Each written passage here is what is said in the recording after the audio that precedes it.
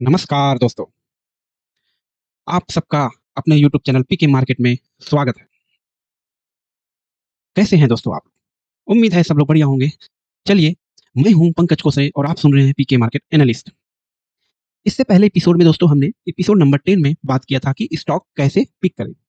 Okay, तो चलिए आज हम बात करेंगे कि उस टूल की जिसे ट्रेडर और इन्वेस्टर दोनों ही शेयर खरीदने और बेचने के फैसले में इस्तेमाल करते हैं। उसको बोलते हैं technical analysis, most important part of trading market, investing market या शेयर मार्केट। लेकिन टेक्निकल एनालिसिस है क्या? क्या ये सिर्फ चार्ट और लाइनें हैं या इससे वाकई फायदेमंद ट्रेड पकड़े जा सकते हैं? चलिए आसान भाषा में हम समझते हैं दोस्तों। चलिए, टेक्निकल एनालिसिस क्या होता है? तो टेक्निकल एनालिसिस एक ऐसा तरीका है जिसमें हम प्राइस, चार्ट, वॉल्यूम और पैटर्न के आधार पर शेयर के भविष्य की चाल का हम लोग अनुमान लगाते हैं। यह एक कंपनी की फाइनेंस रिपोर्ट नहीं होता दोस्तों, बल्कि स्टॉक को जो पास्ट प्राइस होता है उसके बिहेवियर पर आधारित होता है। पास्ट के बिहेवियर पर हम इमेजिन करते हैं कि नेक्स्ट फ्यूचर में क्या होने वाला है। That's called to technical analysis. तो एक टेक्निकल एनालिसिस होता है और एक फंडामेंटल होता है। किसी भी कंपनी का हम लोग सबसे पहले क्या करते हैं दोस्तों, इन्वेस्टमेंट करने के लिए सबसे पहले उस कंपनी का फंडामेंटल एनालिसिस करते हैं। फंडामेंटल मतलब वो कंपनी अ, क्या कर रही है, कितना इन्वेस्ट कर रही है, कितना उसका डेब्ट है, कितना प्रॉफिट है। तो ये हम लोग डीपली रिसर्च करते हैं। स्टार्टिंग में उसको बोलते हैं फंडामेंटल एनालिसिस। और टेक्निकल दोस्तों ये आपका प्राइस एक्शन के बिहेवियर पे ये दिखता है। हम लोग आगे पता करेंगे। चलिए कुछ बिंदु जान लेते हैं इसके बारे में। टेक्निकल वर्सेस फंडामेंटल एनालिसिस को हम लोग कंपेयर करते हैं। पहला पॉइंट फोकस करता है, फंडामेंटल एनालिसिस क्या फोकस करता है? कंपनी की स्थिति पर फोकस करता है। और टेक्निकल एनालिसिस प्राइस और वॉल्यूम के डेटा पर फोकस करता है। ठीक है, पहला point.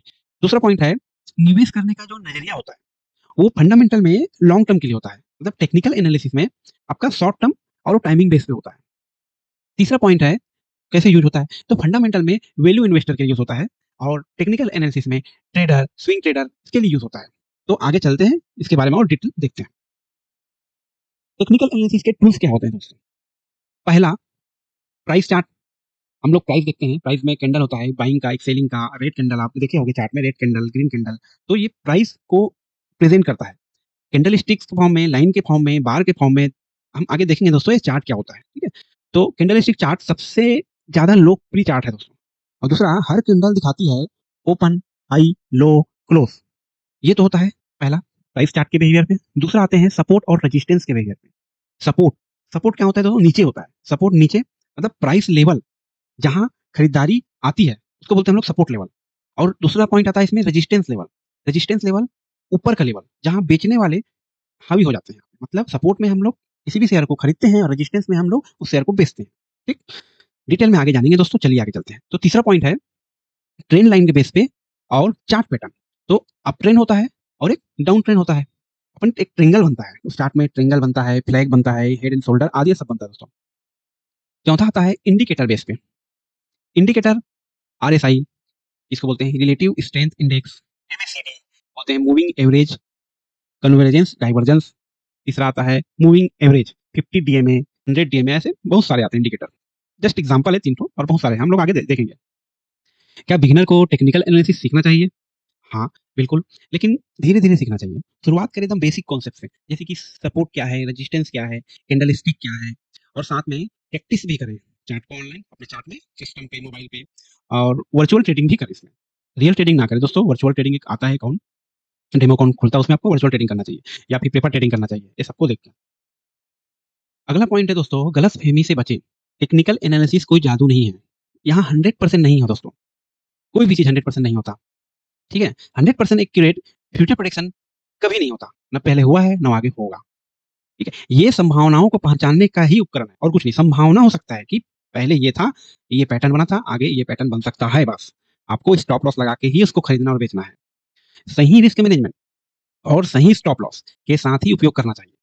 Risk management, risk management क्या होता है कि आप यहाँ पे ₹1000 रिस्क ले रहे हैं, सपोर्ट के पास बाइंग किए हैं, तो आपको ₹1000 का यहाँ स्टॉप लॉस लगाना पड़ेगा। That's called to risk management. उसके साथ ही आपको बढ़ना चाहिए। आप इन्वेस्ट करें दोस्तों, बस रिस्क मैनेजमेंट और स्टॉप लॉस को फॉलो ज़रूर करें। तो चलिए एग्ज़ाम्पल से हम लोग समझते हैं दोस्तों। चलिए स्क्रीन में चलते हैं। मान लीजिए ये रिलायंस का शेयर है, ये आपका चार्ट है। ये यहाँ पर प्राइस है ₹2700, ये ₹2700 पर चल रहा है करंट प्राइस। आपने देखा कि पिछले और ये प्राइस है दोस्तों ₹2700। आपने देखा पिछले 2700 से आया, फिर 2600 गया, फिर 2700 आया, फिर 2600 गया, तो फिर ऊपर गया या ऊपर जा रहा है, ठीक है। तो क्या हुआ दोस्तों, 3 बार आपका 2600 के प्राइस को क्या कर रहा है, रिलायंस का शेयर छू रहा है, ऊपर नीचे हो सकता है, जरूरी नहीं है कि यहीं पर, ठीक है। तो ये 2600 का प्राइस क्या हो गया इसके लिए दोस्तों, ये सपोर्ट हो गया। और 2700 का जो प्राइस है, जो बार बार वहां से भी रिवर्स हो रहा है, इसके लिए क्या हो गया, रेजिस्टेंस हो गया। ऐसे काम करता है दोस्तों, ये सपोर्ट है। तो यहाँ पर हम लोग क्या इनिशिएट करेंगे, बाइंग इनिशिएट करेंगे रिलायंस को, और यहाँ पर हमारा टारगेट रहेगा दोस्तों, ठीक है। अब अगर फिर से, मतलब अगर अब फिर से 3 बार हुआ है, फिर से यहाँ आके फिर से अगर 2600 प्राइस आता है, तो आप खरीदने का प्लान बना सकते हैं, और स्टॉप लॉस आप यहाँ पे लगाएंगे दोस्तों, ठीक है। ये 2600 मान के चलते हैं, 30 रुपए यहाँ पे, यहाँ स्टॉप लॉस लगाएंगे, ऐसे लगेंगे, और यहाँ से बाई करेंगे 2600 से, और आपको यहाँ टारगेट रहेगा। ओके, ये रहा एग्जांपल, समझ गए आप सपोर्ट रेजिस्टेंस कैसे काम करता है। तो आगे और डिटेल में हम आपको समझाएंगे। चलिए आगे चलते हैं दोस्तों। तो आपने देखा दोस्तों सपोर्ट रेजिस्टेंस कैसे काम करता है, एक एग्जांपल से, छोटा सा एग्जांपल से, और डिटेल में हम लोग आगे और सपोर्ट रेजिस्टेंस के बारे में एक टॉपिक में बात करेंगे। तो चलिए आज की सीख दोस्तों देखते हैं क्या हुआ। आज की सीख है टेक्निकल एनालिसिस एक शक्तिशाली हथियार, लेकिन इसे समझदारी और अभ्यास प्रैक्टिस के साथ ही इस्तेमाल करना चाहिए दोस्तों, ठीक है। उम्मीद है आज का एपिसोड आपको टेक्निकल एनालिसिस की एक आसान और साफ झलक दे पाया होगा दोस्तों। आगे हम इन टूल्स को विस्तार से सीखेंगे, जैसे RSI, moving average, chart pattern वगैरह वगैरह। अगले एपिसोड में हम बात करेंगे स्टॉप लॉस और टारगेट कैसे सेट करें विद प्रैक्टिस। मैं हूं आपका होस्ट पंकज खोसरे, और आप सुन रहे हैं पीके मार्केट एनालिस्ट। तो दोस्तों आपके चैनल को सब्सक्राइब जरूर करें, सब्सक्राइब करें, शेयर करें, लाइक करें, और कमेंट जरूर करें दोस्तों। आपका जो भी क्वेश्चन है, क्वेश्चन क्वारी रिलेटेड जो भी है, आप हमसे कमेंट करके पूछ सकते हैं। तो चलिए इसी तरह सीखते रहिए, समझते रहिए और प्रैक्टिस करते रहिए। धन्यवाद।